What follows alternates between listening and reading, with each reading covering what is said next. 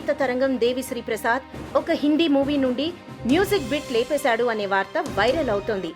Megastar 150వ cinema ఖైదీ number 150కి DSP music compose చేస్తున్న సంగతి తెలిసిందే. రీసెంట్ గా టీజర్ రిలీజ్ చేశారు. టీజర్ చూసిన వాళ్ళు ఒరిజినల్ కత్తిని కాపీ కొట్టారు అంటుంటే, మరికొందరు బీజీఎం హిందీ సుల్తాన్ మూవీ నుండి లేపేశాడు డీఎస్పీ అంటున్నారు.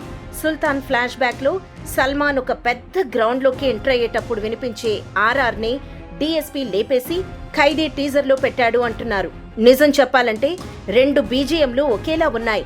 స్టాలిన్ లోనూ ఇలాంటి బ్యాక్గ్రౌండ్ స్కోర్ ఉంటుంది.